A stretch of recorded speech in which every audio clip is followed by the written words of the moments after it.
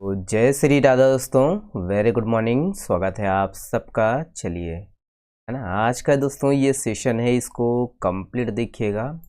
आज की कहानी दोस्तों, आज का ये सेशन है, आज हम नरेगा को देखेंगे। ठीक है, नरेगा को ही मनरेगा बोलते हैं दोस्तों।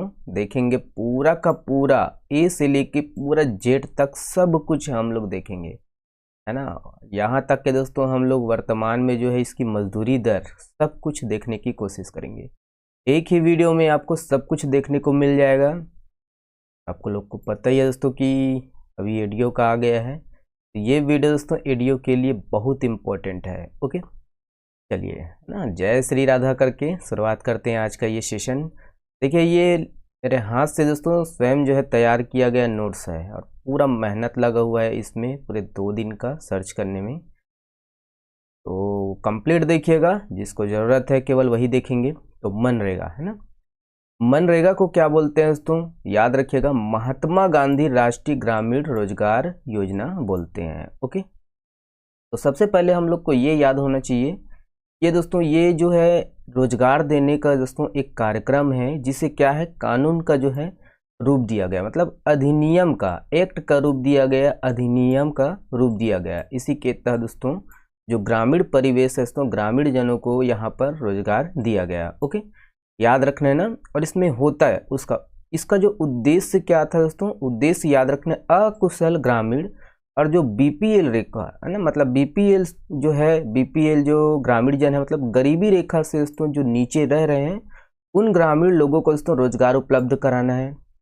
यहाँ पर ये ध्यान रखिएगा दोस्तों कि अकुशल ग्रामीण मतलब क्या होता है, जो जिसके पास स्किल नहीं है। अकुशल मतलब जिसके पास स्किल नहीं है दोस्तों, जैसे है ना बोझा ढोने वाला हो गया, जैसे दोस्तों है ना ये क्या बोलते हैं, मजदूरी करने वाला हो गया, या जैसे घर में कोई काम करने वाला हो गया, है ना, और उसके पास कोई रोजगार नहीं है। ठीक है, ये सब ओके याद रखिएगा, है ना, मिट्टी डोहाने वाला हो गया, गिट्टी डोहाने वाला हो गया, तो ये सब है ना अकुशल श्रेणी के अंतर्गत आता है, जिसके पास कोई स्किल नहीं है दोस्तों। ओके, तो उनको जो है रोजगार दिया जाएगा, ताकि उसके दोस्तों आर्थिक परिदृश्य ठीक हो, है ना, आर्थिक जीवन ठीक हो। ओके, चलिए, ये तो समझ गए ना। देखिए दोस्तों, इसके अंतर्गत ग्रामीण परिवारों को दोस्तों एक जो वित्तीय वर्ष में 100 दिनों का जो है रोजगार उपलब्ध कराने की जो है ये गारंटी देता है मनरेगा। ओके, अब ये देख लीजिएगा दोस्तों, यहाँ पर एक और है कि विशेष क्षेत्रों में यहाँ 100 दिनों की दोस्तों रोजगार गारंटी दिया जाता है, ये तो सही है ना।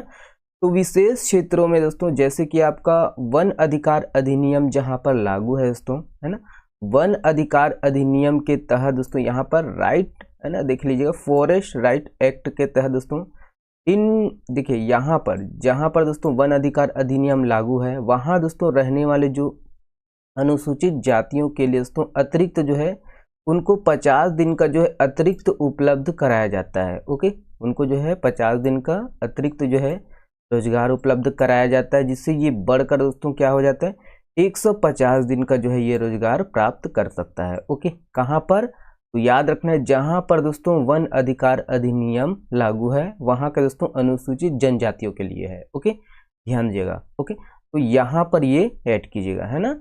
अब देखिए दोस्तों, इसका जो संचालन है ये कौन करता है, तो इसका जो संचालन है याद रखना है, ग्रामीण विकास मंत्रालय दोस्तों केंद्र सरकार के द्वारा, और यहाँ पर राज्य सरकारों के द्वारा दोस्तों क्रियान्वयन किया जाता है। दोनों को याद रखना है ना। ठीक है, ग्रामीण विकास मंत्रालय द्वारा, है ना, जो कि केंद्र सरकार के द्वारा संचालित होता है, और ये दोस्तों राज्य सरकार के द्वारा, दोनों के द्वारा। ओके, अब देखते हैं दोस्तों इतिहास। अब आप लोग को पता होना चाहिए दोस्तों कि ये जो मनरेगा है ना, पहले क्या नाम से जाना जाता था, पूर्व नाम तो नरेगा के नाम से जाना जाता था। ओके, ये दोस्तों ये अगर इंग्लिश नाम पूछा जाएगा दोस्तों, तो याद रखना है नेशनल रूरल एम्प्लॉयमेंट गारंटी अधिनियम। ओके, याद रखना है ना, गारंटी एक्ट है ये, अधिनियम मतलब एक्ट, याद रखिएगा, राष्ट्रीय रोजगार गारंटी अधिनियम, है ना। बहुत सोच समझ के दोस्तों ये इसको बनाया गया है, कंप्लीट देखिएगा। ओके, देखिए, अगर निर्माता की बात करें दोस्तों, इसका जो है नीति का, इस नीति का जो है निर्माता अगर माना जाता है तो किसे माना जाता है, तो जीन ड्रेज को माना जाता है, जो कि दोस्तों बेल्जियम के अर्थशास्त्री थे, जो दिल्ली में रह रहे थे। ओके, ध्यान दीजिएगा, ये याद रखिएगा ना, है ना। तो नीति निर्माता किसको माना जाता है, तो जीन ड्रेज को माना जाता है दोस्तों। ये बेल्जियम के अर्थशास्त्री थे, दिल्ली में थे। ओके, याद रखिएगा। और ये ध्यान रखना है दोस्तों कि इसका पूर्ण नाम क्या है, मनरेगा का। तो नरेगा है दोस्तों, याद रखना, राष्ट्रीय रोजगार गारंटी अधिनियम 2005 बोलते हैं इसको। ओके, अब देखिए सबसे पहले दोस्तों याद रखना है इसको जो है, इस अधिनियम को, मतलब नरेगा अधिनियम को दोस्तों सबसे पहले जो है पीवी, है ना, पीवी राव, है ना, पीवी राव ही बोलते हैं, पीवी नरसिम्हा राव के द्वारा लाया गया था। कब, तो 1991 में दोस्तों ये प्रस्तावित किया गया था पहली बार इस अधिनियम को। ओके, अब देखिए लोकसभा में ये दोस्तों राष्ट्रीय रोजगार गारंटी अधिनियम 2005, ये दोस्तों लोकसभा से कब पारित हुआ, ध्यान दीजिएगा दोस्तों, ये 23 अगस्त 2005 को दोस्तों ध्वनि मत से ये पारित हुआ। कहीं कहीं पर आपको दोस्तों ये 25 अगस्त देखने को मिलेगा, लेकिन वो बिल्कुल गलत है। ओके, याद रखिएगा, यहाँ पर आपको लेना है 23 अगस्त 2005 को दोस्तों ध्वनि मत से पारित हुआ। ओके, राजपत्र में अगर प्रकाशन की बात किया जाए दोस्तों, तो ये 7 सितंबर 2005 को दोस्तों ये जो अधिनियम है ये राजपत्र में प्रकाशित हुआ। याद रखना, अधिनियम जारी किया गया कब, तो 7 सितंबर 2005। ओके, याद रहेगा, है ना। देखिए नोट डाउन करना है तो कर लीजिएगा, है ना, सबको हम लोग देखेंगे। अब ये देखिएगा दोस्तों कि नरेगा का जो है जब लागू किया गया, ये तो अधिनियम पारित हो गया, कोई दिक्कत नहीं है, लेकिन दोस्तों अभी लागू नहीं किया गया है। ओके, याद रखना है। तो सबसे पहले दोस्तों नरेगा को, अभी मनरेगा नहीं बना है ना, याद रखिएगा, नरेगा को दोस्तों सबसे पहले लागू किया गया है ना। तो पहला चरण इसको दोस्तों शुरू में जो है कैसे इम्प्लीमेंट किए गए, तो इसको दोस्तों चरणों में, किस्तों में दोस्तों इसको जो है इम्प्लीमेंट किया, एकाएक पूरा देश में लागू नहीं किया गया है ना, याद रखना है। तो पहला चरण दोस्तों लागू किया गया, कब लागू किया गया, याद रखना है 2 फरवरी। सब डेट याद रखिएगा ना, एक एक डेट को याद रखिएगा, काफी सर्च कर करके बनाया गया है, हर बुक में आपको अलग अलग देखने को मिल जाएगा। ओके, लेकिन यहाँ पर जो दिया जा रहा है ऑथेंटिक है। ओके, देखिए 2 फरवरी 2006 को दोस्तों प्रथम चरण जो है, इसमें प्रथम चरण लागू किया गया नरेगा का, याद रखना है। तो सबसे पहले लागू कहाँ पर किया गया, तो आंध्र प्रदेश के अनंतपुर जिला में ये लागू किया गया दोस्तों पहला चरण। ओके, देखिए यहाँ से दोस्तों पहला चरण प्रारंभ हुआ, और पहले चरण में दोस्तों देश के जो है 200 जिलों में लागू किया गया। पहला चरण कब लागू हुआ, तो 2 फरवरी 2006 को, और इसमें दोस्तों पहले चरण में 200 जिले शामिल किए गए। ठीक है, 200 पिछड़े जिले शामिल किए गए, याद रखना कितने, 200 पिछड़े जिले शामिल किए गए। ये ध्यान रखिएगा, अगर अधिनियम पूछा जाएगा दोस्तों, तो देखिए यहाँ पर 200 पिछड़ा जिला तो था, है ना, लेकिन इसमें दोस्तों छत्तीसगढ़ के जो है 11 जिले भी शामिल थे। कौन कौन से जिले शामिल थे ये देखेंगे। और इस नरेगा अधिनियम की धारा 4, है ना, धारा 4 दोस्तों, धारा 4 के 1 के तहत दोस्तों ये छत्तीसगढ़ में भी लागू हुआ, है ना, 2 फरवरी 2006 को। ठीक है, और 2 फरवरी 2006 को जब लागू हुआ दोस्तों, तो इसमें छत्तीसगढ़ के 11 जिले शामिल है। कौन कौन से जिले, तो ये इंपॉर्टेंट है, ध्यान दीजिएगा, रखना है आपको याद। ओके, देखिए ब से बस्तर ले लीजिएगा दोस्तों, ब से आपको बिलासपुर ले लीजिएगा। ओके, बस्तर हो गया, बिलासपुर हो गया, दंतेवाड़ा हो गया दोस्तों, धमतरी, जसपुर, कांकेर, कबीरधाम, कोरिया, रायगढ़, राजनांदगांव और सरगुजा। ओके, तो इन दोस्तों 11 जिलों में जो है शामिल किया गया, 11 जिलों को शामिल किया गया। जिलों को याद रखना है विशेष तौर पर, है ना, एक बार फिर से बोलिए, है ना, बोलिए ना, बस्तर हो गया दोस्तों, बस्तर, बिलासपुर, दंतेवाड़ा दोस्तों, धमतरी, जसपुर, कांकेर, कबीरधाम, कोरिया, रायगढ़, राजनांदगांव, सरगुजा। इन दोस्तों 11 जिलों में लागू हुआ प्रथम चरण में। कब लागू हुआ, तो 2 फरवरी 2006 को। डेट याद रखिएगा, मस्ट है। ओके, चलिए देखेंगे। देखिए दोस्तों, अब जो है नरेगा का दोस्तों दूसरा चरण है ना, तो दूसरा चरण कब लागू हुआ, ये ध्यान दिएगा, दूसरा चरण कब लागू हुआ, तो 1 अप्रैल 2007 को दोस्तों दूसरा चरण लागू हुआ। और इसमें दोस्तों 130 जिला को शामिल किया गया। 130 जो नए जिला है, देश के जो है 130 नए जिले को शामिल किया गया। ध्यान दीजिएगा, है ना। अब दोस्तों अब पहले 200 जिला था, अब कितना हो गया 130 जिला, तो टोटल मिला के 330 जिलों में लागू हो चुका है नरेगा। ओके, और ये ध्यान रखना दोस्तों कि द्वितीय चरण में जो है छत्तीसगढ़ के कितने जिले, 4 जिलों को शामिल किया गया। द्वितीय चरण में कितने जिले, तो 4 जिले। ओके, प्रथम चरण में कितने जिले, तो 11 जिले। तो टोटल मिला के कितने जिले हो गए, याद रखना है 15 जिले हो गए। टोटल मिला के कितने जिले हो गए, 15 जिले। ओके, तो द्वितीय चरण में दोस्तों छत्तीसगढ़ के शामिल जिलों में कौन कौन से हैं, तो याद रखना है ये आपका रायपुर है ना, जांजगीर चांपा, कोरबा, महासमुंद। ओके, याद रखना है द्वितीय चरण में छत्तीसगढ़ के 4 जिलों को दोस्तों शामिल किया गया। कब, तो 1 अप्रैल 2007 को ये द्वितीय चरण लागू हुआ नरेगा का। ओके, वही है छत्तीसगढ़ में दोस्तों अब तक, है ना। अब जो है नरेगा लागू जिलों में, नरेगा लागू जिलों की संख्या कितनी हो गई, तो हो गई दोस्तों 11 + 4 15 जिलों में दोस्तों नरेगा लागू हो गया। ओके, अब ये ध्यान रखना है दोस्तों कि शेष, देखिए तृतीय चरण ये देख लीजिएगा, तृतीय चरण दोस्तों 1 अप्रैल 2008 को दोस्तों देश के जो है शेष बचे जिलों में जो है सभी जिलों में यहाँ पर नरेगा को दोस्तों पूरी तरह लागू कर दिया गया। ओके, और इसके साथ ही दोस्तों राज्य मतलब अपने छत्तीसगढ़ के समस्त जिलों में भी दोस्तों नरेगा जो है लागू हो गया। ओके, ध्यान दीजिएगा ना। तो ये हो गया दोस्तों प्रथम चरण, द्वितीय चरण, तृतीय चरण कब आया, है ना, कैसे लागू हुआ, है ना, कब प्रस्तावित किया गया था, कब पारित किया गया था, ये सब कुछ। ओके, चलिए अब देख लीजिएगा दोस्तों, आप लोग को मालूम होना चाहिए कि हम लोग के जो है ना महात्मा गांधी जी को दोस्तों देखिए गांव से बड़ा प्रेम था। ओके, जब गांव से बड़ा प्रेम होता है दोस्तों तो उनका मानना ये था दोस्तों कि अगर गांव से अगर विकास किया जाए, गांव को अगर डेवलप किया जाए दोस्तों, तो ऑटोमेटिक जो है शहर का जो है विकास हो जाता है ना। विकास का जो क्रम है वो गांव से स्टार्ट करना चाहिए। ओके, ऐसा उनका मानना था। इसीलिए दोस्तों अब जो है नरेगा में दोस्तों महात्मा गांधी को जोड़ा जाएगा, है ना, महात्मा गांधी जी का नाम जोड़ा जाएगा। ओके, तो अब जो है क्या कहलाएगा, देखिए कब जोड़ा गया, तो 2 अक्टूबर 2009 से दोस्तों नरेगा का जो नाम बदलकर मनरेगा कर दिया गया। ठीक है, महात्मा गांधी जी को जोड़ दिया गया। क्यों, क्योंकि इसी के कारण। ओके, ध्यान देगा ना। अब हो गया दोस्तों Mahatma Gandhi national rural employment guarantee act 2005। Okay, अब ये कहलाने लगे दोस्तों कि महात्मा गांधी राष्ट्रीय रोजगार गारंटी योजना। ओके, ध्यान दीजिएगा, पूछा जा सकता है एग्जाम में कि कब जो है नरेगा में दोस्तों महात्मा गांधी से नाम परिवर्तित करके, है ना, मनरेगा किया गया। ठीक है, तो 2 अक्टूबर 2009। ओके, ध्यान रखना है कि 2 अक्टूबर महात्मा गांधी जी की जयंती मनाई जाती है। ओके, याद रखना ना। अब देखिए दोस्तों छत्तीसगढ़ में जो है 2013 से, है ना, याद रखना है 2013-14 भी लिखा रहता है कहीं, लेकिन 2013 से दोस्तों मनरेगा के तहत 150 दिन का जो है रोजगार प्रदान किया जा रहा है लोगों को। ओके, और इसमें ये ध्यान रखना है दोस्तों कि 100 दिन का तो, है ना, केंद्र और राज्य दोनों मिलकर देगा, है ना। 100 दिन का जो है केंद्र और राज्य दोनों मिलकर देगा, लेकिन ये जो 50 दिन का दोस्तों पूरा का पूरा जो वेतन है, पूरा का पूरा जो है मजदूरी है, ये राज्य सरकार को वहन करना पड़ेगा। ओके, ध्यान रखना है ना इसमें।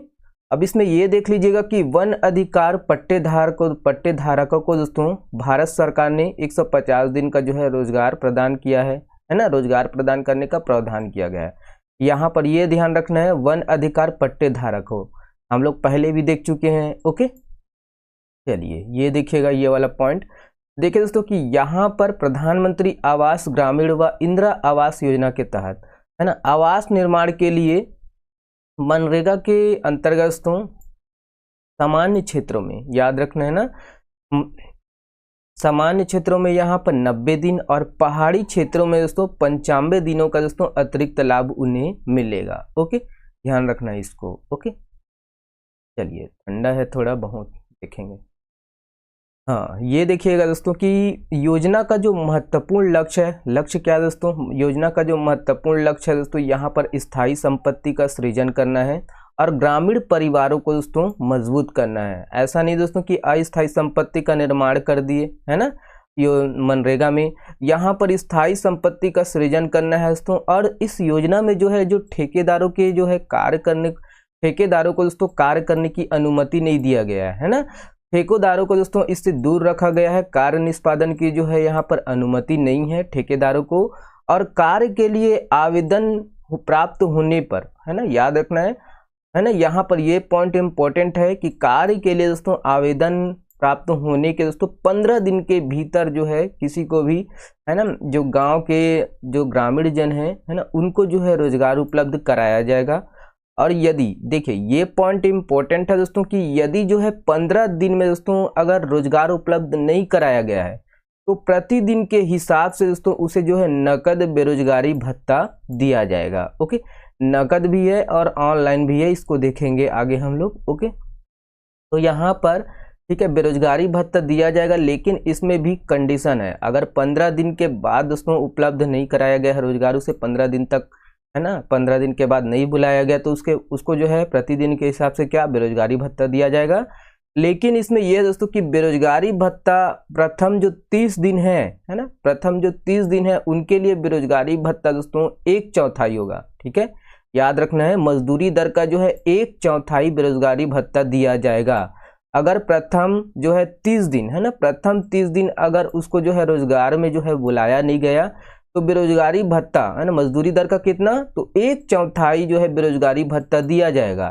ठीक है, एक का जो है 1 रुपया का चौथा भाग। ओके, याद रखना, मतलब 25% बेरोजगारी भत्ता उसको दिया जाएगा। ओके, और अब देखिए इसमें और भी कंडीशन है कि 30 दिनों के बाद भी, है ना, 30 दिनों के बाद भी अगर उन्हें जो है रोजगार नहीं मिला दोस्तों तो इस स्थिति में जो है बेरोजगारी भत्ता का जो न्यूनतम मजदूरी दर है वो आधा होता है। मतलब 50%, मजदूरी दर का पूरा 50% उन्हें दोस्तों बेरोजगारी भत्ता के रूप में उनको क्या दिया जाएगा। ओके, यहाँ पर ध्यान रखना है 30 दिनों के बाद भी अगर उसको रोजगार नहीं दिया जाता तो इस स्थिति में ना पूछा जा सकता है है ना एग्जाम में, इसको ध्यान रखना है। ओके, यहाँ पर ये देख लीजिएगा दोस्तों कि निवास के जो है 5 किलोमीटर के दायरे में दोस्तों उन्हें जो है क्या है रोजगार उपलब्ध कराया जाएगा। कितने किलोमीटर के दायरे में, 5 किलोमीटर के दायरे में।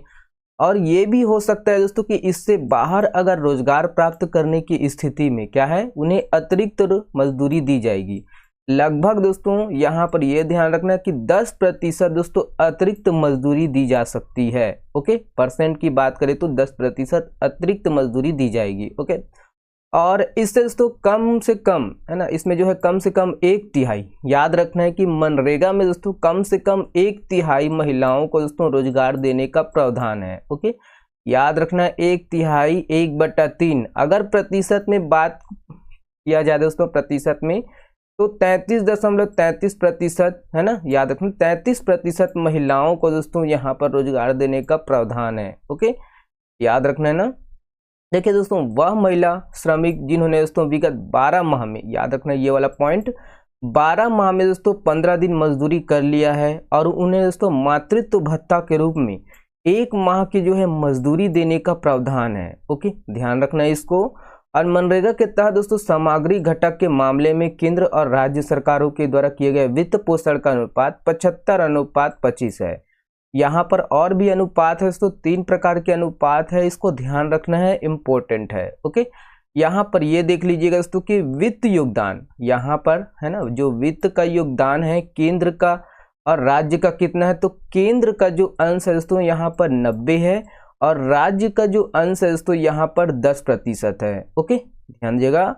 व्यय अनुपात, यहाँ पर व्यय अनुपात यहाँ पर देख लीजिएगा कि मजदूरी का जो व्यय अनुपात है दोस्तों यहाँ पर 60% है और जो मजदूरी में दोस्तों सामग्री व सामग्री इस्तेमाल किया जाता है, रापा वापा फौड़ा वोड़ा गिट्टी विट्टी, वो 40% है। ओके, ध्यान दीजिएगा, है ना।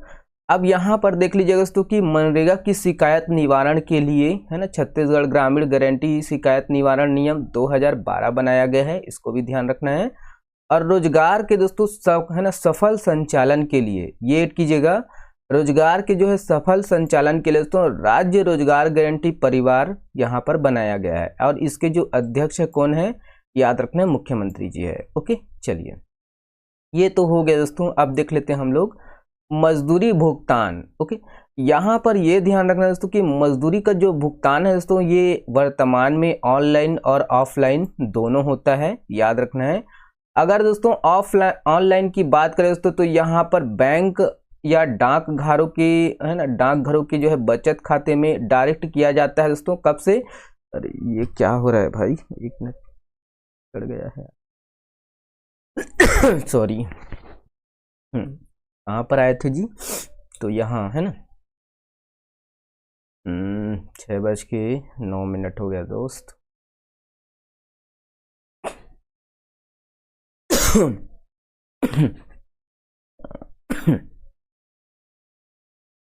कोई बात नहीं, 6:09 देख लीजिएगा, ठंड है थोड़ा।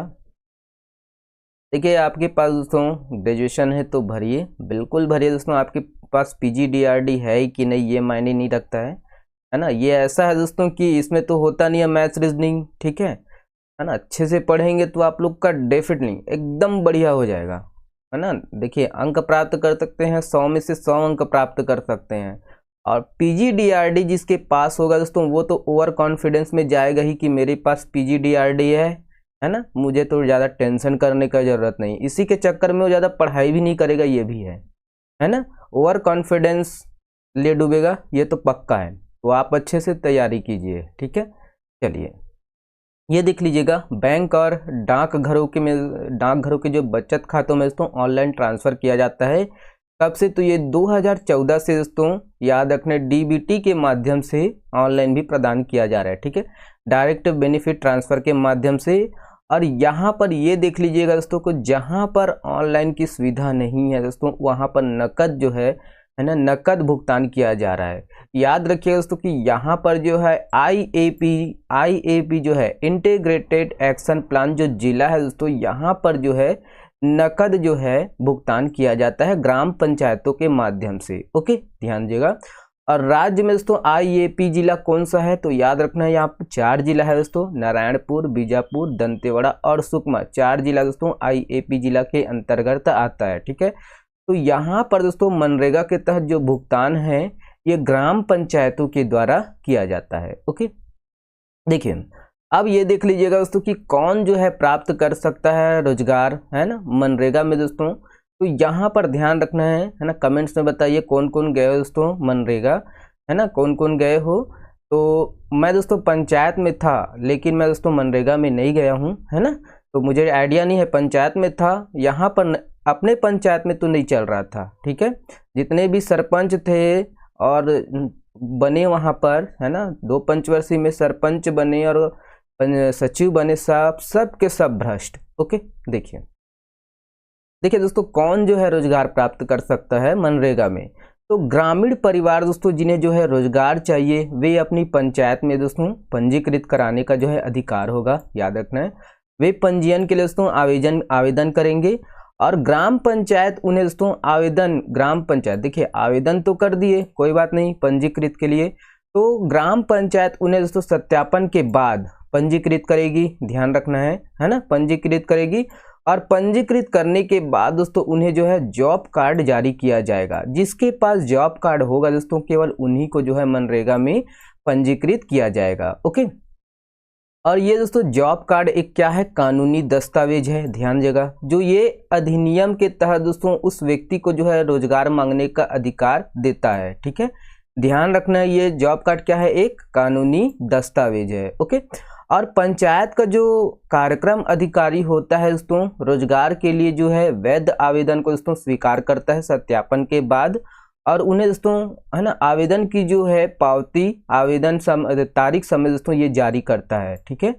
और रोजगार और कार्यान्वयन की जो जिम्मेदारी है दोस्तों ग्रामीण विकास मंत्रालय द्वारा दोस्तों नामित किए गए दोस्तों जो प्राधिकृत अधिकारी है या अधिकृत जो अधिकारी है या व्यक्ति है वो दोस्तों करता है। ओके, बाकी दोस्तों ये ध्यान रखना है कि योजना है ना, इस योजना का जो संचालन है दोस्तों ये ग्राम पंचायत स्तर पर गांव का जो सरपंच है और ग्राम पंचायत का जो सचिव है और जो रोजगार सहायिका है, ये तीनों करता है दोस्तों, याद रखना है ना, मनरेगा का जो है ये संचालन। ओके, कार्य का समय ध्यान रखना दोस्तों कि यहाँ पर जो है कार्य का समय, छत्तीसगढ़ में अगर कार्य का समय पूछा जाएगा दोस्तों तो सुबह 6:30 बजे से 2 बजे तक और कहीं कहीं 12 बजे तक यहाँ पर कार्य करने को मिलता है। ओके, देखिए मनरेगा के तहत होने वाले कार्य में यहाँ पर देख लीजिएगा दोस्तों, आवास निर्माण कार्य है, जल संरक्षण का कार्य मतलब तालाब खुदाई का कार्य हो गया, बागवानी कार्य हो गया दोस्तों, गौशाला निर्माण हो गया और वृक्षारोपण, लघु सिंचाई है ना, और ये दोस्तों सड़क निर्माण, चकबंद कार्य हो गया, भूमि निकास कार्य हो गया, बाढ़ नियंत्रण कार्य हो गया। ये सब कार्य दोस्तों मनरेगा के अंतर्गत किया जाता है। ओके, यहाँ पर ये देख लीजिएगा दोस्तों कि पंजीकृत जो परिवार है दोस्तों, एक वित्तीय वर्ष में 100 दिन जो है रोजगार पाने का अधिकार होता है केंद्र सरकार के द्वारा। ओके, और इसके साथ ही दोस्तों परिवार के जो है व्यक्तिगत सदस्य भी रोजगार पाने के लिए है ना आवेदन कर सकता है। ओके, बाकी दोस्तों रोजगार एवं कार्य का जो आवंटन है प्राधिकृत गांव है ना, गांव पंचायत, ग्राम पंचायत या दोस्तों कार्यक्रम अधिकारी द्वारा करेगा। और कोई व्यक्ति सूचित किए गए, यहाँ पर ये पॉइंट इंपॉर्टेंट है दोस्तों कि कोई व्यक्ति अगर सूचित किए गए 15 दिन के भीतर है ना कार्य पर दोस्तों उपस्थित नहीं होता है तो वे दोस्तों बेरोजगारी भत्ते का जो है पात्र नहीं होगा। उनको बुलाया गया दोस्तों 15 दिन के बाद कि भाई आप यहाँ पर काम के लिए, कार्य के लिए आ जाओ, लेकिन वो वहाँ पर आता ही नहीं है, तो इस स्थिति में दोस्तों उनको क्या है, उनको जो है बेरोजगारी भत्ता नहीं मिलेगा। ठीक है, लेकिन कार्य के लिए दोस्तों पुनः फिर से जो है आवेदन कर सकता है वो। ओके, ये देख लीजिएगा दोस्तों कि मजदूरी भुगतान प्रति जो है सप्ताह किया जाता है, प्रति सप्ताह किया जाता है मजदूरी का भुगतान। और बहुत देर से खांसी आ रहा था, सुबह उठने से थोड़ा प्रॉब्लम है, यही है। देख लीजिएगा कि मजदूरी भुगतान प्रति सप्ताह किया जाता है दोस्तों, और किसी किसी मामले में जो है कार्य पूरा होने के जो है 15 दिनों के भीतर यहाँ पर भुगतान करना होता है। ओके, यहाँ पर ये देख लीजिएगा कि कामगारों के लिए क्या प्रावधान है दोस्तों। यहाँ पर ध्यान दीजिएगा कि कार्यस्थल पर दोस्तों कार्य के दौरान अगर घायल हो जाएगा तो उन्हें जो है चिकित्सा सुविधा उपलब्ध कराने का जो है अधिकार है ना, हकदार होगा वो निःशुल्क। और घायल को दोस्तों अस्पताल में भर्ती कराने के लिए निःशुल्क दवा और प्रतिदिन कुल मजदूरी राशि का 50% पाने का वे अधिकार होगा। ओके, उनको जो है हकदार होगा, ध्यान रखने ना 50%। और ये दोस्तों कार्यस्थल पर अगर दुर्घटना के कारण पंजीकृत जो मजदूर है अगर वो दोस्तों विकलांग हो जाते हैं स्थायी विकलांगता की स्थिति में या मृत्यु होने की स्थिति में दोस्तों उन्हें जो है 25,000 रुपये दिया जाएगा। ठीक है, याद रखिएगा 25,000 रुपये पीड़ित व्यक्ति को दिया जाएगा। और मनरेगा के तहत क्या है, वही है स्थायी संपत्ति का सृजन किया जाता है। ओके, यहाँ पर अब देखते हैं दोस्तों मजदूरी दर, इंपॉर्टेंट है ये। तो वर्तमान समय में दोस्तों मध्य प्रदेश और छत्तीसगढ़ का जो है मजदूरी दर एक समान है। इसमें ये ध्यान रखना है दोस्तों कि मार्च 2024 में दोस्तों राज्य की जो है मनरेगा मजदूरी दर में 10% की जो है वृद्धि की गई थी। ओके, तो याद रखना है अगर पैसा में रुपया में पूछा जाए दोस्तों तो 22 रुपये की जो है वृद्धि की गई थी। कब, तो मार्च 2024 में। और वर्तमान समय में दोस्तों मनरेगा मजदूरी दर याद रखना 221 रुपये की जगह कितना मिल रहा है, तो 243 रुपये प्रतिदिन के हिसाब से भुगतान किया जा रहा है। ओके, तो याद रखना है वर्तमान में कितना मिल रहा है, 243 रुपये प्रतिदिन के हिसाब से मजदूरी दिया जा रहा है। ओके, बाकी दोस्तों 1 अप्रैल 2023 को छत्तीसगढ़ में मनरेगा मजदूरी दर 204 रुपये से बढ़ाकर है ना, याद रखना है यहाँ पर है 221 रुपये किया गया था, है ना, कब, 1 अप्रैल 2023 को। ओके, और इसमें 17 रुपये की बढ़ोतरी की गई थी। यहाँ पर देख लीजिएगा दोस्तों कि 2000 है ना 22-23 में यहाँ पर मनरेगा मजदूरी दर छत्तीसगढ़ में 204 रुपये था। और देखिए 23 में तो 1 अप्रैल 2023 को 221 रुपये किया गया। मार्च 2024 है ना 25 में कितना है दोस्तों, 243 रुपये अभी वर्तमान में। ठीक है, देख लीजिएगा 2018-19 में दोस्तों छत्तीसगढ़ में जो है मनरेगा मजदूरी दर कितना था, तो 174 रुपये था। 2019-20 में इसे बढ़ाकर दोस्तों 176 रुपये किया गया। और 2020-21 में दोस्तों 190 रुपये था। और 2021-22 में कितना, 193 रुपये था मनरेगा मजदूरी दर। और 2022-23 में मनरेगा मजदूरी दर 204 रुपये था। ओके, 2023-24 में दोस्तों 221 रुपये और 2024-25 में कितना है, 243 रुपये मनरेगा मजदूरी दर है। ओके, ध्यान दीजिएगा। और ये दोस्तों कि देखिए राज्य में मनरेगा मजदूरी भत्ता हेतु दोस्तों छत्तीसगढ़ में राष्ट्रीय ग्रामीण बेरोजगारी भत्ता नियम 2023 बनाया गया है। ओके, तो ये सॉरी। तो ये था दोस्तों मनरेगा के तहत जितने भी ये जानकारी है। ठीक है, वीडियो कैसा लगा कमेंट्स में बताइएगा। बहुत बहुत धन्यवाद, शुक्रिया। स्वस्थ रहिए, मस्त रहिए और हाँ, पढ़ते रहिए।